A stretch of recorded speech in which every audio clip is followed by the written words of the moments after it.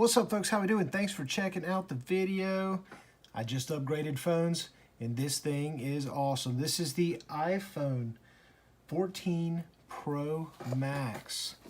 Show you guys the box. The iPhone 14 Pro Max. Awesome phone. I love it. I just upgraded from my 12. Super fast, noticeably faster than my 12. This is the 256 gigabyte. This is the big one. And it is as you can see, it is a large phone. We'll go ahead and measure it out. This is my dog Fitz on the wallpaper here. When he was a puppy, he's a big dog now. All right, so this particular iPhone looks like 6.2 inches long, and just over 3 inches wide. So this is a pretty big phone. It's got a little bit of weight to it, but that's okay. I don't mind. I typically use my iPhones for not just communication, which is what a phone is supposed to be for, but as a mini media creation lab almost. Like I use iPhoto to connect all my devices, like my MacBook Pro or my iPad. And I'll pull media that I shoot up with the iPhone because I've got all sorts of settings for my cameras.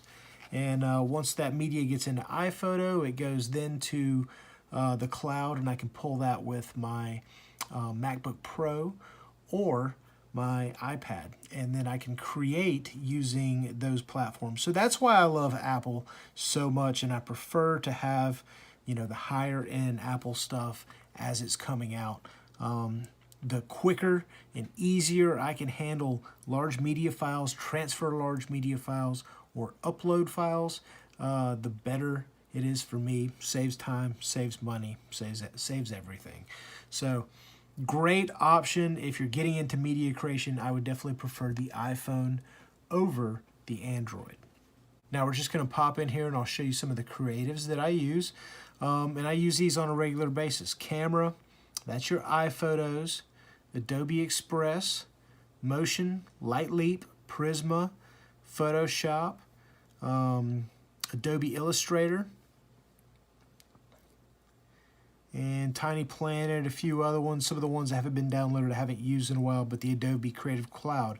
Now, that's what is also great about Apple, is I can get to all of my Adobe apps. As a media creator, graphic designer, web developer, I'm all the time using Adobe apps to manage websites, HTML pages, images, or videos, and all of that downloads right here. Now, if you have a phone that doesn't have a lot of memory, you may not be able to cache or manage some of those large files, but if you have the Apple iPhone 14 Pro Max with the 256 gigabyte and the speed that comes along with this phone, you're going to cruise through that sort of work. So that's what I do for on a daily basis, and that's why I prefer the iPhone Max 14 Pro.